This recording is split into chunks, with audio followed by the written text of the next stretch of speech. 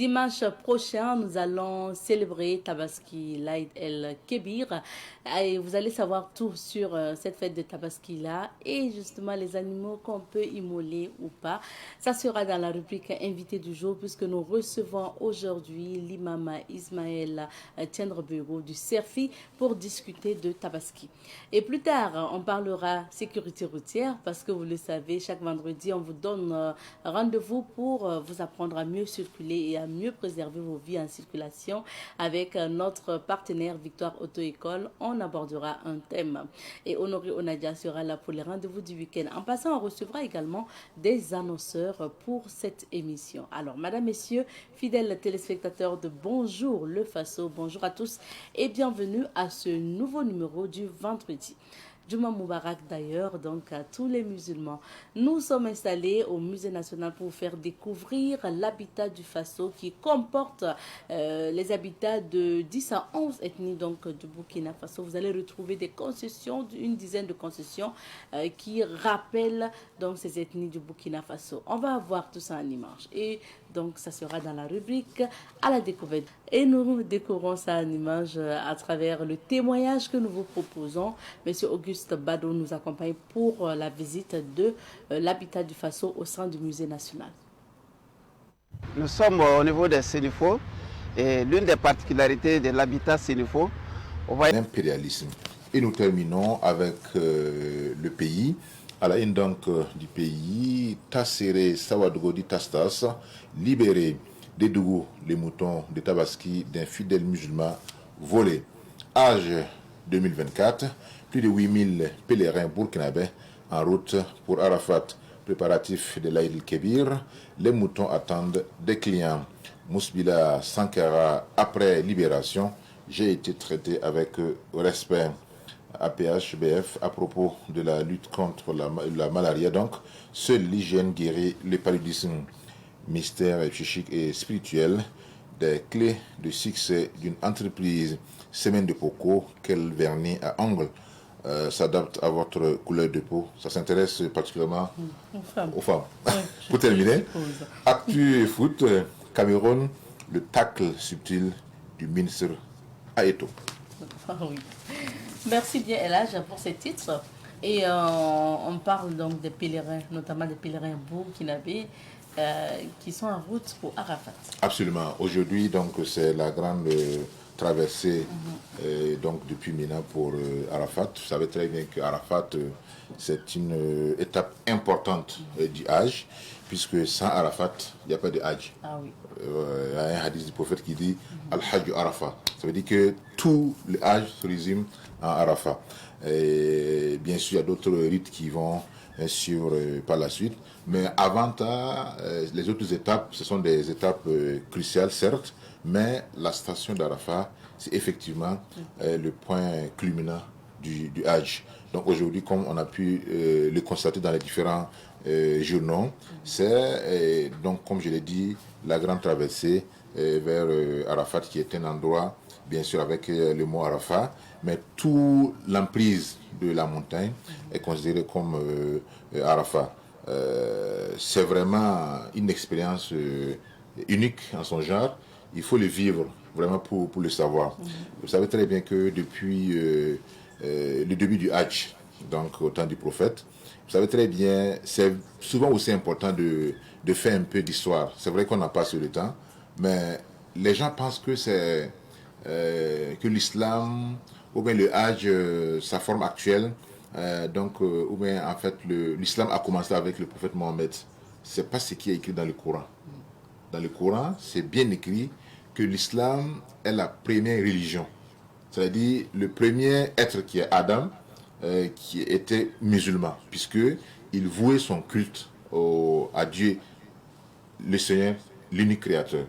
Maintenant, il y a eu une séquenciation historique où après Adam, il y a eu bien sûr Noé, après Noé, il y a eu Abraham. Donc c'est Abraham qui est considéré comme en réalité le père de la religion monothéiste revivifiée, donc qui a été remise au goût du jour. Donc c'est Abraham en réalité et son fils Ismaël qui ont posé les jalons ou du moins les bases de la Kaaba actuelle.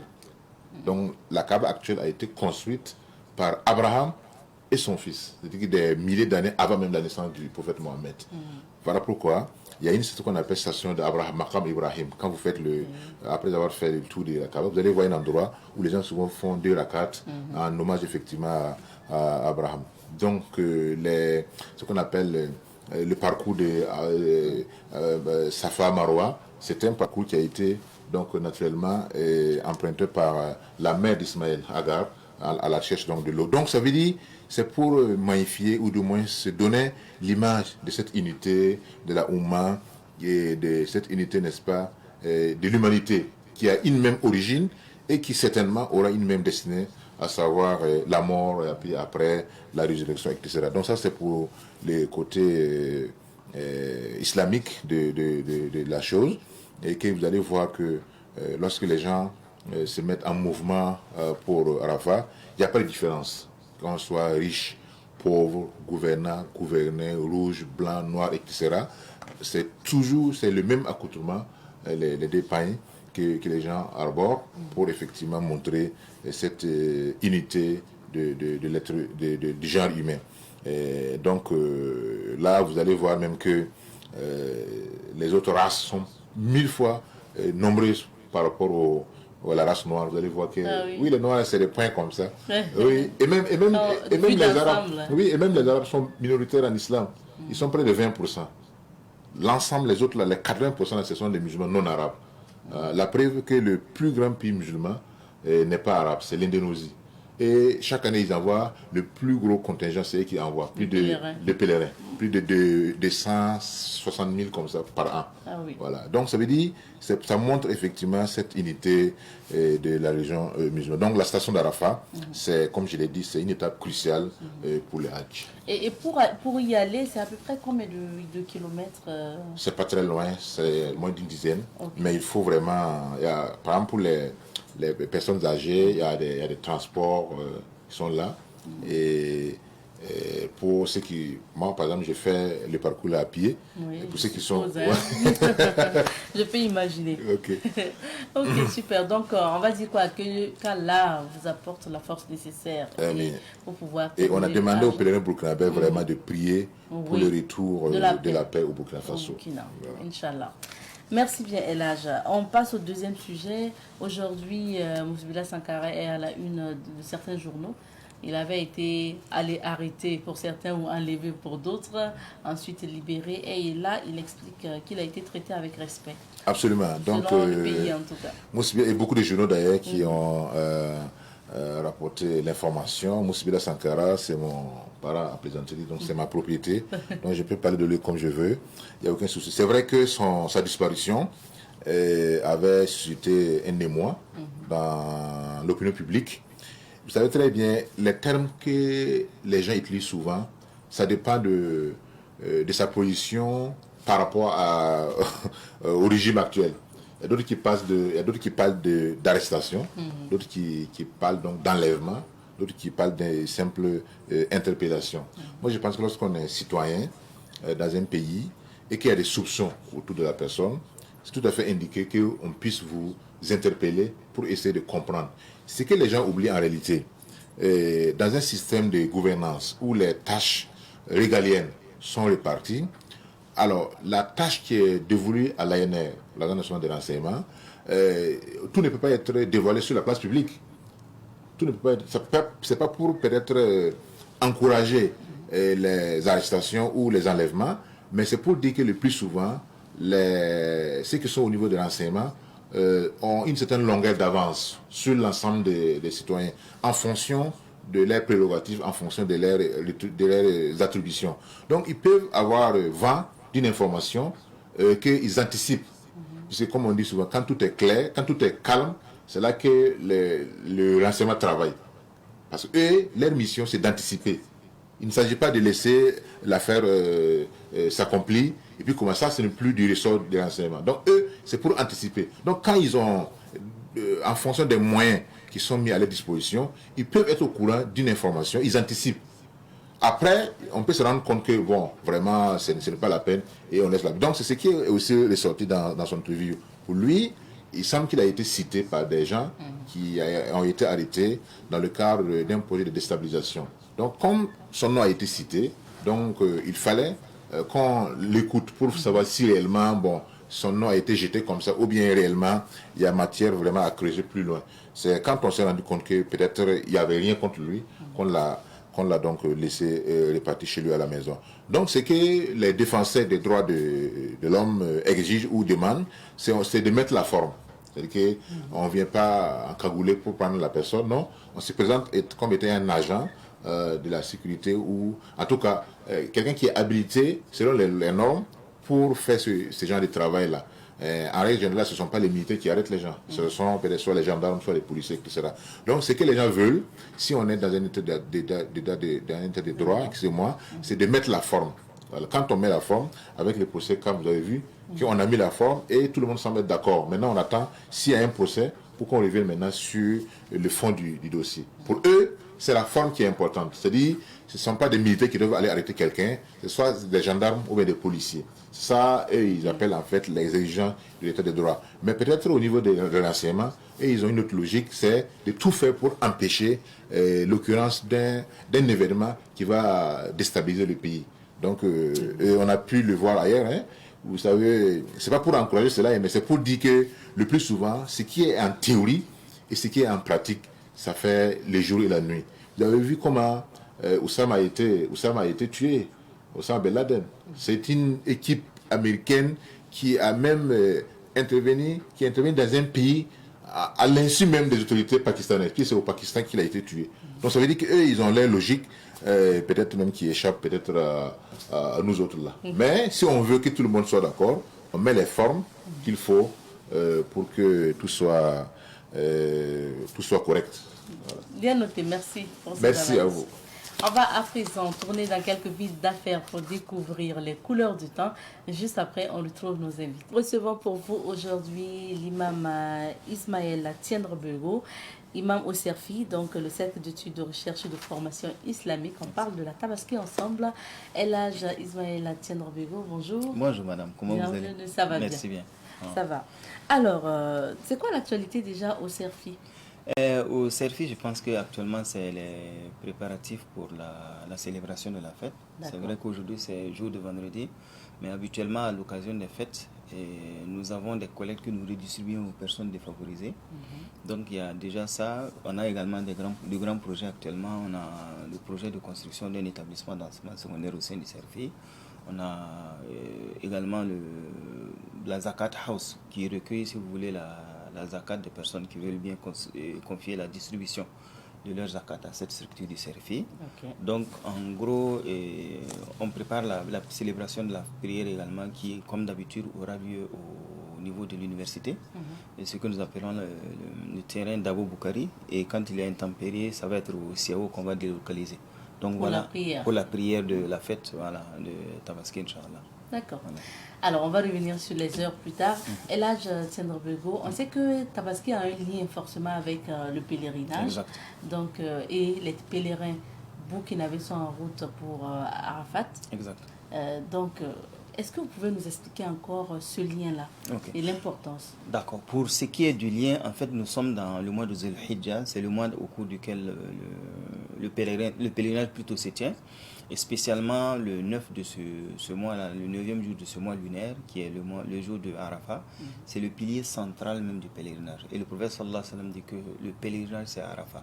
Donc celui qui rate Arafat ne peut pas rattraper son pèlerinage, il a perdu son pèlerinage. Donc c'est un point principal. Et deuxièmement également, si vous voyez tout le rituel qui se fait autour du pèlerinage, en fait ça commémore l'histoire des grands prophètes d'Allah subhanahu wa ta'ala, à commencer par Adam et Ève. Et vous savez que le mot Arafat, ça signifie ils se sont reconnus. Donc c'est le mot sur lequel Ève et Adam se sont retrouvés après leur descente du paradis. Vous savez également qu'en descendant, ils ont apporté avec eux la pierre noire qui était blanche à l'origine, comme le dit le hadith. Et c'est cette pierre-là qui a été encastrée dans un des coins de la Kaaba, qui est le point de départ du tawaf que les pèlerins font.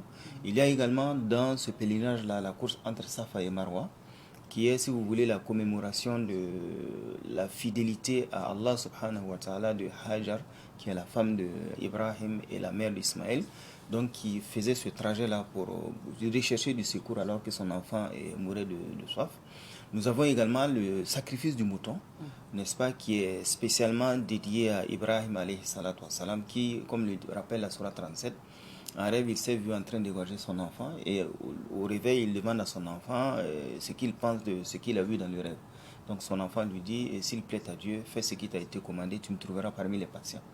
Et donc au moment où il allait passer à l'acte et sacrifier son enfant, Dieu va racheter l'enfant par un bélier considérable. Et c'est ce bélier-là dont l'émulation continue de nos jours, qui est le trait, si vous voulez, entre la Tabaski et le pèlerinage qui se fait actuellement à la Mecque. Et encore une fois, c'est un concentré de toute cette histoire-là que nous avons là-bas. D'accord. Maintenant, Tabaski, qui arrive dans quelques jours. C'est quoi Tabaski? Tabaski, c'est l'appellation Afrique occidentale de la piété. Voilà, donc la piété ici sera définie comme, si vous voulez, la distribution de cette viande-là, afin que les gens puissent en profiter. Et les meilleures personnes pour lesquelles cette distribution nous rapporte le plus, ce sont les personnes les plus indigentes. Donc les pauvres de sa famille principalement, les pauvres de son quartier ensuite. Puis maintenant, de proche en proche, on va aller un peu plus loin pour distribuer cette viande-là. Donc quand on parle du mouton du sacrifice, ce qui est attendu de nous, ce n'est pas de conserver pour soi, mais c'est d'être le plus large possible et d'en faire profiter au plus grand nombre possible, et spécialement aux personnes qui en ont besoin. Parce que le prophète sallallahu alayhi wa sallam dit que le pire des festins, c'est le festin duquel on chasse ceux qui en ont besoin et auquel on invite ceux qui n'en ont pas besoin. Donc autrement, les pauvres, les indigents, quand on les chasse d'un festin ou que l'on ne tient pas compte d'eux dans la distribution, le prophète sallallahu alayhi wa sallam dit que c'est le pire des festins que quelqu'un peut être amené à organiser. Et c'est à quel moment on doit immoler son bélier? En fait, le moment, c'est après que l'imam a sacrifié lui-même son animal. Si l'imam n'a pas les moyens de sacrifier son animal, après la célébration de la prière, les gens sont libres de retourner chez eux et de sacrifier leur animal. Celui qui sacrifie avant cela, il n'a pas fait de sacrifice. Il s'est offert de la viande pour lui et puis sa famille. Donc si on veut vraiment être dans l'esprit du sacrifice, de l'immolation pour Allah subhanahu wa ta'ala, il faut que le sacrifice intervienne après que l'imam lui-même aura sacrifié sa bête, ou à défaut, après la célébration de la prière, si l'imam n'a pas les moyens de sacrifier la bête qu'il a. Bon, dans nos contrées, habituellement, ce que l'on fait, on amène l'animal plutôt à l'heure de la prière. Ah, oui. Voilà, et c'est sur place qu'on égorge. Bon, les gens sont témoins de cet égorgement-là, Inch'Allah. J'ai dit mosquée et puis ça me rappelle quelque chose, justement sur les lieux même de prière de Tabaski. Exact. Le lieu, en fait, c'est dans les espaces ouverts. Okay. Voilà, donc on ne fait pas la célébration à l'intérieur des enceintes des mosquées, on le fait à l'extérieur. Maintenant, si on a des cas d'intempéries ou si, par exemple, on a des difficultés à trouver un endroit à l'extérieur de la mosquée, on le fait dans la mosquée, mais ce qui est recommandé, c'est que ces prières-là soient faites à l'extérieur des mosquées, dans des endroits ouverts où tout le monde peut accéder. D'accord. Tabaski aussi, c'est le côté pieux, c'est le jeûne. Le jeûne doit se faire à quel moment et c'est quoi son importance? Le jeûne, il y a deux jeûnes principalement, ou trois. D'abord, il est recommandé de jeûner les 10 premiers jours de Dhul Hijjah jusqu'à la célébration de la fête. Et ensuite, il y a un jeûne spécifique qui est le jeûne du jour de Arafat, donc le jeûne de demain, que les gens vont observer. Et le prophète sallallahu alayhi wa sallam dit que celui qui observe ce jeûne-là, il lui sera accordé l'absolution de 2 années de péché, donc une année antérieure et une année ultérieure. Et il y a aussi le jeûne le jour même de la Tabaski. Donc pour celui qui a un animal à égorger, le matin, il ne doit rien prendre. Voilà, il lui est recommandé d'aller à l'heure de la prière et après la prière de revenir, d'égorger son animal et de faire la sunna du prophète sallallahu alayhi wa sallam, qui consistait à rompre son jeûne de ce jour-là de 2-3 heures avec le foie de l'animal qu'il aura égorgé. D'accord, c'est le plus court des jeûnes. C'est le plus court des jeûnes. Maintenant, pour la prière de Tabaski, comment ça va se passer? Pour ce qui est de la prière, déjà, il y a 2 ou 3 éléments à souligner. Le premier élément, c'est que pour aller, le prophète sallallahu alayhi wa sallam nous recommande d'aller par un chemin et d'en revenir par un autre. Okay. Voilà. Maintenant, si ce n'est pas pratique parce qu'on est dans un certain lieu où les voies d'accès sont assez limitées, il n'y a aucun problème. Mais sinon, la sunna, c'est d'y aller par un chemin et d'en revenir par un autre. Et pendant tout le trajet, et d'ailleurs pendant les 10 premiers jours du mois de Dhul Hijjah, il nous est recommandé de multiplier les formules d'exaltation, de glorification, de purité Allah, subhanallah, walhamdulillah, wa la ilaha illallah, et d'autres formules que l'on peut dire. Donc en allant à l'aide de la prière, c'est ce qu'on va dire. Et une fois qu'on arrive sur place, il n'y a pas de nawafil à observer. Donc il n'y a pas de prière, on s'assoit dans la discipline, on continue les zikrs en attendant la venue de l'imam. Et une fois que l'imam est là, on se lève, on célèbre la prière avec l'imam et l'on écoute également le sermon. Parce que le sermon, c'est un moment pendant lequel l'imam va exhorter les gens sur le point de vue de la religion, leur rappeler l'unicité, l'importance de la foi en Dieu, l'importance en fait de la fidélité et la récompense que le fidèle rapporte de cette fidélité, justement sur le modèle d'Ibrahim alayhi salatu wassalam. Et il va revenir également sur des sujets d'actualité parce que nous ne sommes pas sur la lune, nous sommes sur terre, nous sommes concernés par des questions politiques, nous sommes concernés par des questions sociales. Et donc l'imam va revenir sur ce qui est marquant dans cet environnement. Et généralement dans les aires de prière au niveau du Serfi, on a pour habitude de rappeler aussi les engagements du Serfi, aussi bien au sein de la FAIB que les projets que le Serfi a comme structure.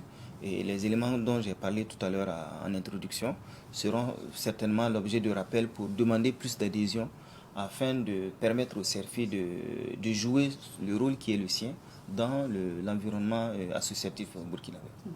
Donc c'est important d'aller à la prière. Exactement. De retour maintenant à la maison, côté festif, ou nourriture à préparer, pour le contenu même pour les invités, qu'est-ce qui est recommandé, l'imam? Ce qui est recommandé déjà, c'est d'être dans la pondération et pas dans le gaspillage. Parce que le prophète sallallahu alayhi wa sallam dit que en fait, on ne doit pas gaspiller. Et il a même donné un exemple, ne gaspille pas, même quand tu es au bord d'un courant d'eau pour faire tes ablutions. C'est-à-dire que quand je suis au bord d'une rivière qui coule, pour faire mes ablutions, je ne dois pas gaspiller. Voilà. Donc, au-delà de l'eau, il y a ce que l'on appelle la nourriture, il y a toutes les ressources que Dieu a mises à notre disposition. Et le Coran, dans la Sourate 17, dit que ne gaspillez pas, car les gaspilleurs sont les frères du diable. Et le diable est vis-à-vis de ton Seigneur un grand négateur. Donc, on ne doit pas être dans le gaspillage. On doit dimensionner, si vous voulez, ce que l'on doit faire. On doit être parcimonieux dans le partage. Si on a une personne en face de soi, on se rappelle que c'est un jour de fête, c'est pas la peine de remplir son assiette parce que peut-être que la personne va aller ailleurs et une fois qu'elle met la main, c'est difficile d'utiliser. Donc il faut être dans cette dynamique-là. Et deuxièmement, il faut être dans une dynamique de partage. Et en dehors même de la tabaski, le prophète sallallahu alayhi wa sallam dit, il n'est pas musulman, il n'est pas musulman, il n'est pas musulman. Donc un des compagnons demandait, mais qui donc n'est pas musulman?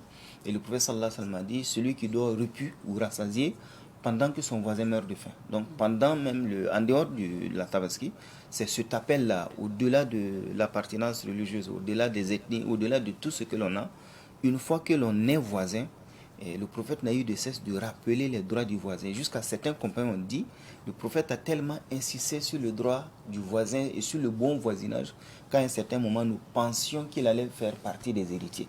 Voilà, donc il y a cette attitude-là qu'il faut avoir dans la distribution.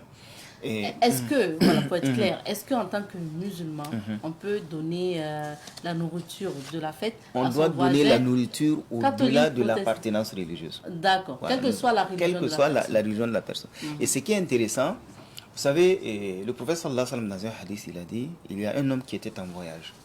Et à un certain moment, il est assoiffé, il trouve un puits, il rentre, il boit. Et en ressortant, il trouve un chien qui marche de la terre humide. Donc il repart dans le puits, il enlève de l'eau dans sa chaussure, il ressort, il donne à boire au chien. Et ce tact seulement lui a valu d'entrer au paradis. N'est-ce pas? Le fait d'avoir donné de l'eau à boire à un animal, ça lui a valu le paradis. Et regardez, à plus forte raison, quand nous donnons à manger à un être humain qui est au-dessus de l'animal, parce que le verset le dit, nous avons certes ennobli le fils d'Adam, donc au-delà des appartenances, le fils d'Adam, quel qu'il soit, Dieu l'a rendu noble. Donc on partage aux chrétiens, aux traditionnalistes, à toute personne qui est dans l'environ, qui est voisin, on lui destine le repas par solidarité vis-à-vis des créatures de Dieu, parce que c'est ainsi que les choses se font. Il y a aussi un point important à donner. Lorsque le verset sur l'interdiction du vin a été révélé, notamment la sourate 5, le verset 90 et suivant, il y avait des compagnons du prophète sallallahu alayhi wa sallam à Médine qui étaient producteurs de vin. Ah. Donc ils avaient des jarres entières de vin. Et quand le verset a été révélé, ils sont allés voir le prophète sallallahu alayhi wa sallam. Ils lui ont dit, le verset a été révélé nous interdisant la consommation du vin. Nous avons des stocks de vin. Est-ce que nous pouvons distribuer ça à ceux qui ne sont pas musulmans? Et le prophète sallallahu alayhi wa sallam dit, celui qui a interdit la boisson du vin ou la consommation du vin a interdit également sa distribution. Et donc, le hadith dit que ce jour-là, les rues de Médine étaient couvertes de vin, parce que les gens sont sortis pour déverser ça dans la rue. Donc, le jour de la fête, il n'est pas normal qu'un musulman offre à quelqu'un à boire ce qu'il sait mauvais pour lui-même. Parce que si l'islam a interdit, c'est que nous pensons que c'est mauvais et nous suivons cela. Donc, par sincérité vis-à-vis des autres, il ne faut pas leur donner des choses, en sachant que ce sont des choses nocives pour les personnes. Et, des études scientifiques l'ont montré du reste. Et en France, si vous vous rappelez, lorsque Roselyne Bachelot était ministre de la Santé, elle avait commandé une étude sur les effets du vin. Et l'étude a démontré que dès la première prise du premier verre de vin, on avait une augmentation en fait, du risque de contracter un cancer. Donc que ce soit cancer de l'œsophage, cancer de l'estomac, etc., etc. Donc nous savons que, comme l'a dit le prophète sallallahu alayhi wa sallam, Dieu n'a mis aucun bien dans ce qu'il a interdit à ma communauté. Donc il ne faut pas aller dans cet élément-là. Le point sur lequel également je vais insister, c'est sur la viande, la distribution de la viande. La viande peut être distribuée à 3 personnes. Donc il y a déjà soi et sa famille, il y a les amis et les connaissances, et il y a les pauvres et les indigents. Au début de la révélation coranique, le prophète sallallahu alayhi wa sallam avait interdit que l'on conservât la viande au-delà de 3 jours.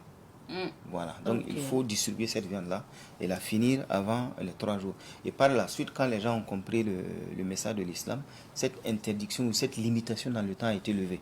Mais toujours est-il que l'esprit, c'est que les gens privilégient plus les indigents. Dans notre cas, les personnes déplacées internes, par exemple, les orphelins, les veuves, les personnes qui sont en difficulté sociale, ce sont ces personnes-là qui doivent être le plus bénéficiaires de ces biens, de cette viande-là, en ce jour spécial. Parce qu'il n'est pas concevable que dans une société, pendant que des gens se réjouissent, parce que c'est une fête, qu'il y ait des gens de la même société qui n'arrivent pas à joindre les deux bouts, qui n'arrivent pas à manger agréablement. Et surtout, si vous sortez ce jour-là, vous allez voir que c'est difficile d'avoir un restaurant ouvert dans certains quartiers. Donc, il faut vraiment songer à distribuer cette viande-là et en faire profiter le plus grand nombre.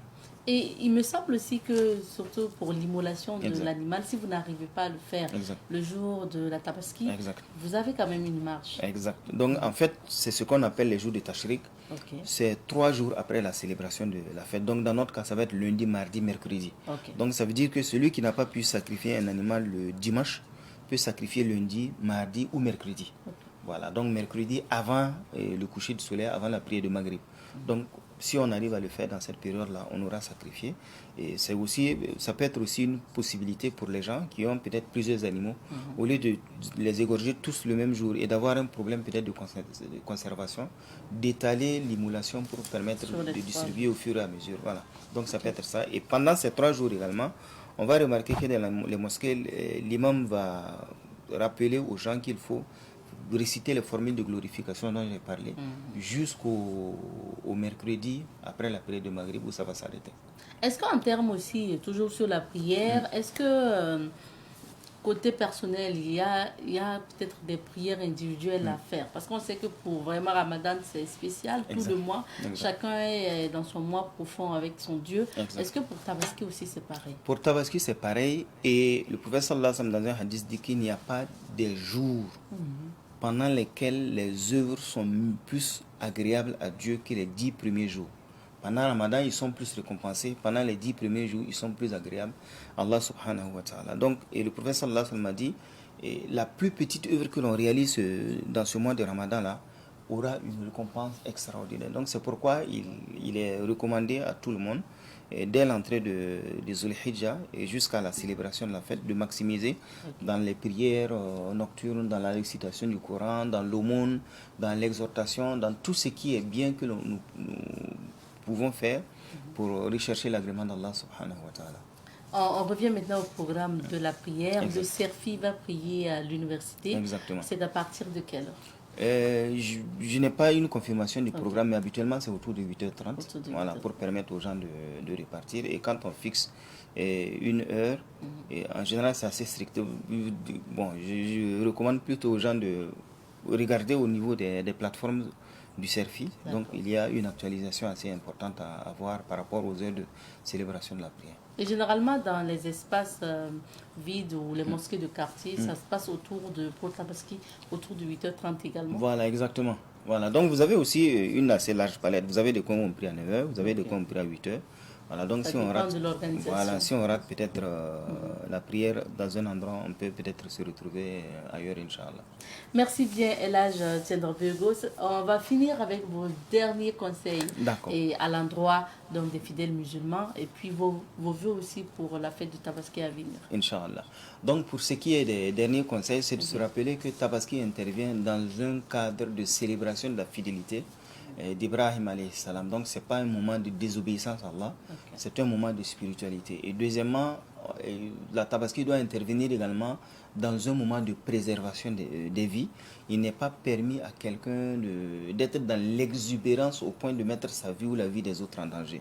Donc nous devons rester dans la sobriété, nous devons être vraiment dans l'attention pour ne pas nuire aux autres ou ne pas se nuire à soi-même pendant ces jours-là. Et je prie Allah subhanahu wa ta'ala d'accorder la paix et la cohésion et la prospérité au Burkina Faso et d'agréer le pèlerinage de ceux qui sont au pèlerinage et qu'Allah facilite la célébration de la fête de la Tabaski à tout le monde, Inch'Allah. Assalamu alaikum wa rahmatullah. Amina. Merci beaucoup, Je vous en prie, Elhaj.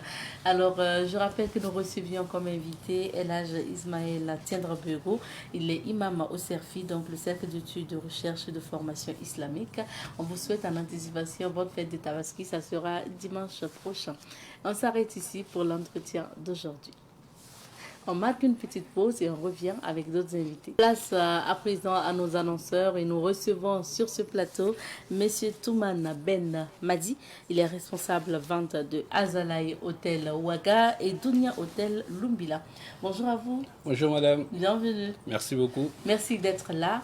Alors, vous nous parlez aujourd'hui du Azalaï Hôtel Ouaga et Dounia Hôtel Lumbila. Présentez-nous ces deux complexes hôteliers.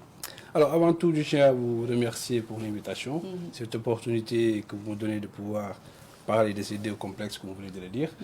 Alors Azalaï Hôtel Ouagadougou, je pense que c'est l'hôtel phare du Burkina, hein, donc c'est l'hôtel ex-hôtel Indépendance. Donc Azalaï Hôtel Ouagadougou qui est en construction va habiter 232 chambres, donc il va bientôt ouvrir, avec 11 salles de réunion et d'autres commodités pour les clients.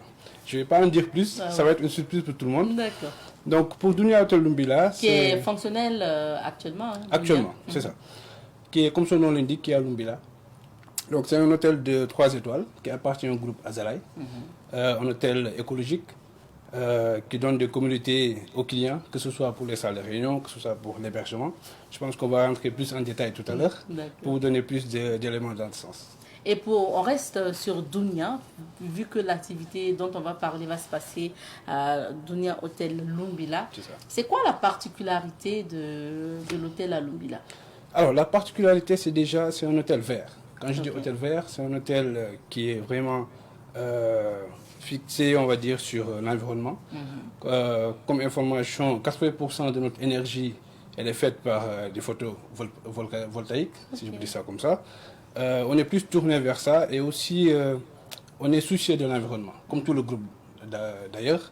Donc ce qui fait que Dounia Hôtel Lumbila est un hôtel assez particulier au sein du groupe Azalaï. Et pour Tabaski, vous organisez une activité, un brunch. Un brunch de Tabaski. Effectivement, donc j'invite tous les Burkinabés à venir découvrir, pour ceux qui ne connaissent pas Dounia, l'hôtel déjà, et profiter des mets concoctés par notre chef. Donc, comme vous l'avez dit, le dimanche, on aura le brunch de la Tabaski qui va permettre de toutes les familles, on va dire, de se réunir et de pouvoir profiter en même temps de toutes les communautés de l'hôtel.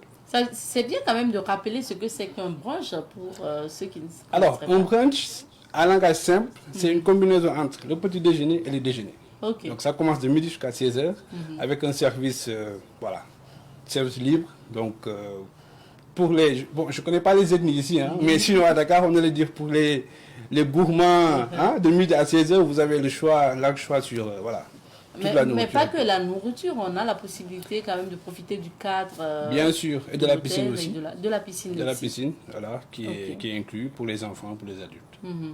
Et pour ce brunch, donc le programme, vous avez dit, petit déjeuner, déjeuner, et il y aura quoi encore de plus? Alors, il y aura l'animation. Ok. Il y aura l'animation, et pour les plus jeunes, ils auront l'occasion de profiter de toutes les installations liées au loisir. D'accord. Que ce soit, oui, les jeux, que ce soit le tir à l'arc, que ce soit le tennis à table, que ce soit les vélos pour faire, parce qu'on a un parcours sportif qui permet non seulement de jouer au football, mais d'utiliser en fait les vélos et puis de faire des parcours au sein même de l'hôtel. Ah oui. C'est tout un ensemble, un package. C'est tout un ensemble. Et pour ce brunch de Tabaski, là, c'est quoi les conditions de participation? Alors, les conditions sont simples. C'est de se réveiller, oui, de réveiller sa famille, si on est en famille, ou bien de se réveiller seul, de prendre sa voiture et de faire cap sur Lumbila. Donc, les prix pour les adultes, c'est 15 000 et pour les enfants, c'est 8 000. 15 000 pour les adultes, pour les enfants, c'est 8 000. Et de 0 à 6 ans, c'est gratuit. Ah, de 0 à 6 ans, c'est gratuit. C'est gratuit. Ok. Maintenant, pour les couples, c'est 15 000 fois 2? C'est 15 000, c'est 30 000. D'accord. Maintenant, quand vous payez en fait cette somme de 15 000 pour adultes et 8 000 pour les enfants, ça donne droit à quoi? Ça donne droit au brunch, comme je l'ai dit, illimité, et aussi à l'accès piscine. D'accord, l'accès piscine. Ok. Et C'est l'accès jeu pour les enfants ou pour les jeux, il faut individuellement? Non, c'est inclus aussi. Ok, c'est inclus. D'accord. Alors, et comment est-ce qu'il faut s'inscrire d'abord ou sur place on paye pour participer? Alors, on va dire l'idéal, c'est peut-être de réserver à l'avance. Ok. Mais sinon, on peut venir directement et puis voilà. Il n'y a pas besoin de protocole pour pouvoir profiter de ce brunch de la Tabaski. Est-ce que vous pourrez essayer d'indiquer Dounia, Hôtel Lumbila? Alors, je ne suis pas burkinabé, je ne connais pas trop la cartographie, mais je peux dire que c'est à Lumbila. C'est à Lumbila, voilà. Ok, c'est à Lumbila. Vous avez l'occasion de voir le panneau sur comme la route. on voit à l'antenne d'ailleurs, Dounia Hôtel, parking, réception, voilà, restaurant, centre de conférence, bar, salle de sport, bar, piscine, jardin. Alors, vous avez tout ça en fait dans l'hôtel. D'accord. Maintenant, pour réserver, quel est le numéro qu'il faut contacter alors, je vais vous communiquer deux numéros. Vous pouvez prendre le 03 31 60 60 ou bien le 51 52 72 70. Donc, alors, on va rappeler un peu doucement les contacts. D'accord. Donc, vous avez dit 03 31 60 60 ou le 51 52 72 70. Ok. Maintenant, ça c'est pour le brunch de Tabaski. Est-ce qu'après, Dounia Hôtel a d'autres activités à venir? Oui, on a d'autres activités à venir, notamment le brunch qui va continuer chaque dimanche. Ah, après Tabaski, c'est chaque dimanche. On a d'autres activités à venir, surtout pour les enfants, vu que ce sont les vacances. Ok. Donc on a prévu de faire des clubs vacances, on va dire ça, Kids Club, avec des activités ludiques, que ce soit des clubs peinture, clubs lecture, clubs piscine, pour les enfants qui aimeraient faire des cours de natation, mais pour les adultes aussi. Okay. Donc on a beaucoup d'autres activités que je ne vais pas étaler ici, parce que vous savez, on a la concurrence, hein, donc mieux vaut ne pas tout dévoiler. Mais on va bientôt communiquer sur ça pour informer toute la population de la zone. D'accord. Nous, on vous attend. Alors, merci beaucoup, Monsieur Ben Madi. Notre temps est terminé. Quel serait votre appel à l'endroit des téléspectateurs? Alors, l'appel est très simple. L'appel est simple. Venez découvrir Lumbila. Vous n'allez pas le regretter. C'est un joyau architectural. Parce que je tiens à noter qu'au sein du marché burkinabé, c'est le seul hôtel où les chambres sont en conteneur. Parce que les chambres standards, c'est un style atypique. Hein? Donc, c'est ce qui fait la spécificité de Dounia. Les chambres sont en conteneur. De vue, vous voyez les conteneurs, mais dès que vous rentrez, c'est comme si vous êtes dans un palace. Donc, conteneur. Donc, moi, je vous invite même à venir découvrir. Ah oui, au sens premier du terme, conteneur. Conteneur, effectivement. Ok. Donc, c'est ce qui fait, on va dire, le caractère spécial de Dounia. D'accord. Donc, voilà. Et mais rassurez-nous, c'est climatisé à Non, c'est climatisé. Bien frais. Bien frais avec toutes les commodités requises. D'accord, super. Donc, certainement, on profitera du brunch du Tabaski. Vous pouvez découvrir Dunia Hotel. Donc, vous êtes invité. Et ça va se passer le dimanche pour le brunch de Tabaski, je le rappelle, à Dunia Hotel Lumbila. C'est à partir de quelle heure, vous avez dit? De midi jusqu'à 16h. De midi jusqu'à 16h pour vivre le brunch de Tabaski. 8 000 francs pour les enfants et 15 000 francs pour les adultes. Sans oublier la promo week-end qui continue. Donc 29 000 francs pour une personne, petit déjeuner inclus, et 35 000 pour un couple, pour 2 personnes. D'accord. Ça aussi, c'est un continu. Donc voilà, profitez du brunch et puis du séjour en week-end. Super. Vous avez les contacts donc de Dunia Hotel Lumbila en bas de l'affiche qui s'affiche à l'écran. Donc n'hésitez pas à contacter l'hôtel. Merci à vous, Monsieur Ben-Madi. Merci beaucoup. Merci. Bonne journée à vous. Vraiment. Et on marque une petite pause. Juste après, on retrouve d'autres invités.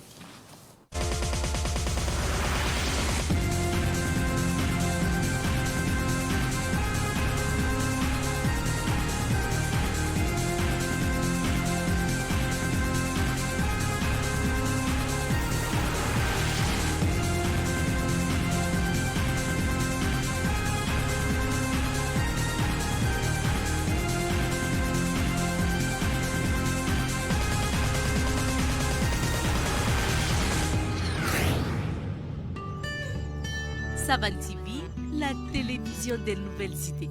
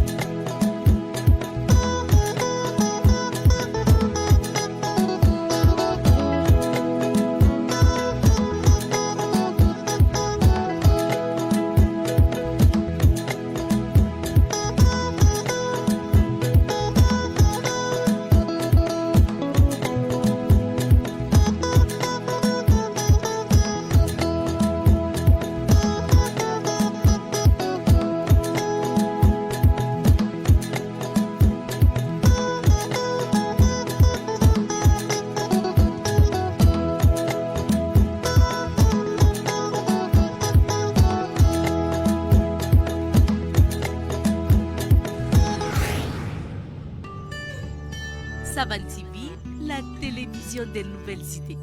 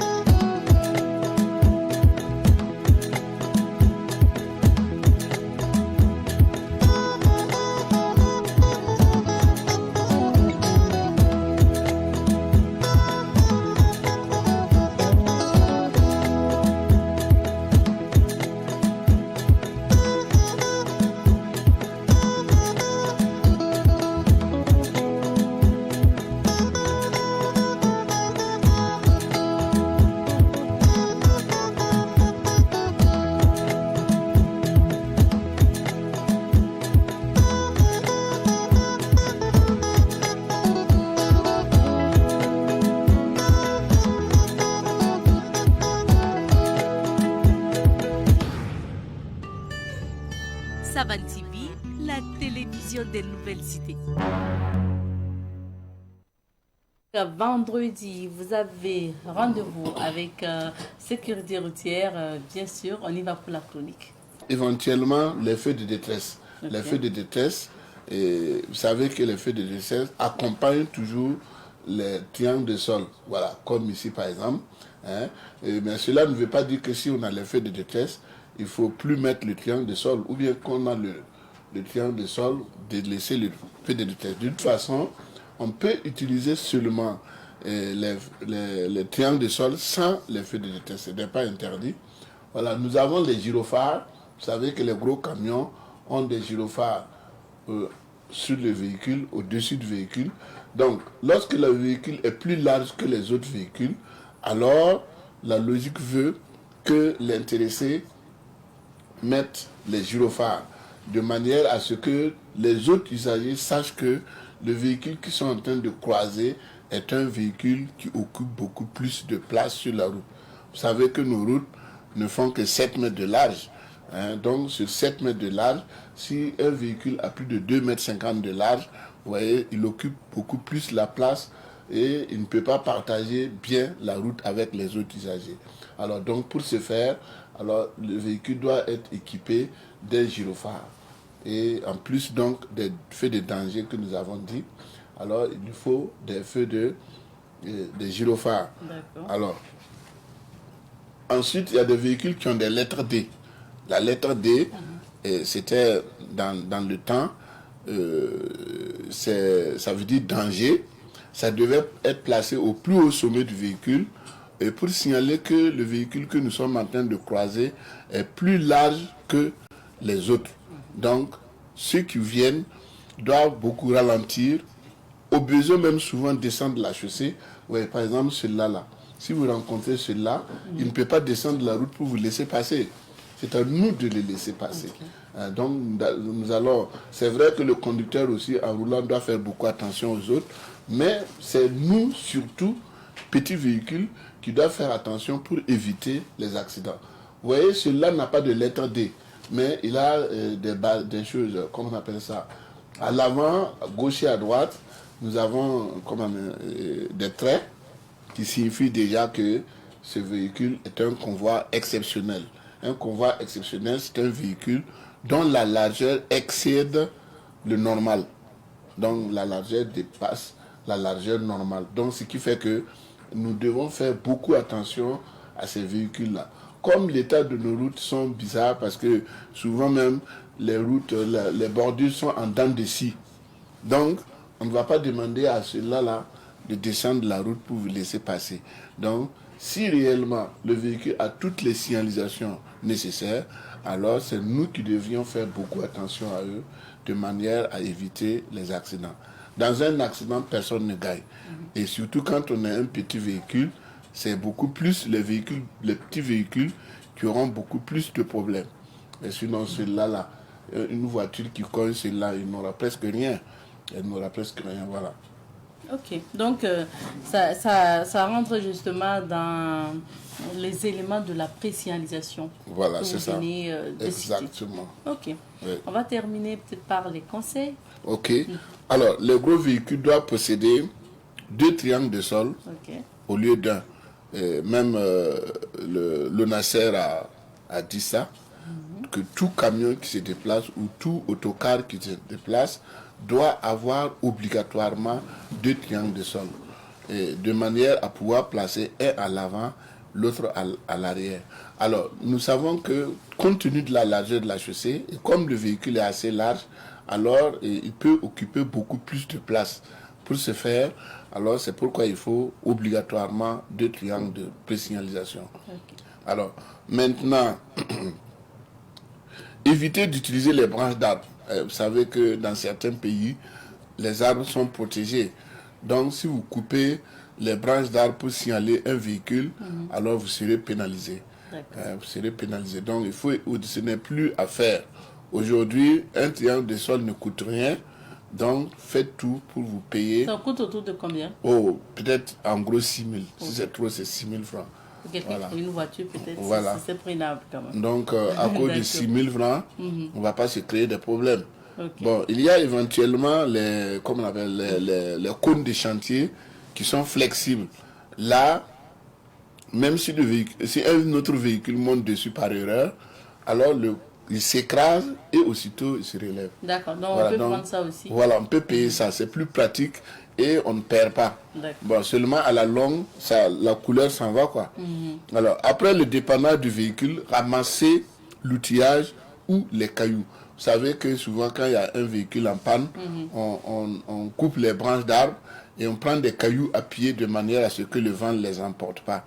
Alors, dès qu'on finit de faire la réparation, on oublie de ramasser ces éléments-là, jeter sur le bas-côté de la route. Et ça crée des accidents pour les petits véhicules. Alors donc, il faut les ramasser et les jeter loin. Alors, chacun dans la mesure du possible doit rendre sa personne ou son véhicule visible sur la voie publique, de manière à ce que de loin, on puisse le voir. Alors, maintenant, dans le cas où nous rencontrons un véhicule qui possède la lettre D ou bien un gyrophare, alors il faut arriver à lui faire la place. Il faut arriver à ralentir votre allure, serrer à droite, au besoin même descendre totalement de la chaussée et lui laisser passer. Merci beaucoup, M. Tassara, pour ces conseils. Voilà, merci. Alors, merci aussi à Victoire Auto-École, notre partenaire du tous les vendredis pour cette chronique sécurité routière. On vous souhaite bonne fête de Tabaski. Merci. On va recevoir Honoré tout à l'heure. En attendant, on marque une petite pause. Les rendez-vous du week-end, ça se passe avec Honoré Onadja tous les vendredis. Il est bien installé sur ce plateau. Honoré Onadja, l'honorable. Bonjour. Bonjour à toi et bonjour à nos téléspectateurs et téléspectatrices. Et vu que nous sommes vendredi, on souhaite un bon Juma Moubarak, qu'Allah exauce nos différents vœux et nous fortifie. Amin, Ayarami. On débute les rendez-vous du week-end avec le concert de Basta Genga. Ah, effectivement, voilà, celui qui convie parents, amis et connaissances, c'est celui-là qu'on appelle affectueusement le roi du freestyle. Il s'agit bien sûr de l'artiste Basta Genga, qui est un fin connaisseur du mouvement hip-hop. Voilà, c'est ce dernier-là qui est l'un des précurseurs, voilà, l'un des pionniers du hip-hop ici aussi au Burkina Faso, puisque on se rappelle qu'il a formé en tout cas beaucoup de personnes qui voulaient adhérer en tout cas à ce mouvement-là. C'est ce dernier qui vous donne rendez-vous demain du côté de l'espace culturel Les Feelings, qui est précisément face à l'école de douane de Dapoya, précisément à partir de 21h pour un concert entièrement en live. Venez découvrir le roi du freestyle, venez découvrir de bonnes vibrations positives pour ceux-là qui sont fans en tout cas du hip-hop. Donc retenez la date, c'est demain. Du côté bien sûr, voilà, de l'espace culturel Les Feelings qui est à Dapoya, précisément à partir de 20h pour ce concert, 21h pour ce concert entièrement live. D'accord, on passe au cinéma avec les programmes du Ciné Burkina et Ciné Nerroya. Tout à fait. Du côté du Ciné Nerroya, nous rebelotons avec un film à succès du réalisateur Yacouba Napon alias M6Z, qui n'est tout que le film Madi et Saga, qui a commencé son bonhomme de chemin depuis le 10 et qui continue ce jusqu'au 16, pour donner la possibilité en tout cas à ces personnes-là qui n'ont pas encore suivi de le découvrir aux séances de 18h30, 20h30 et 22h30 pour un prix d'entrée de 2000 et bien sûr 2500 francs. C'est désormais le mot de passe.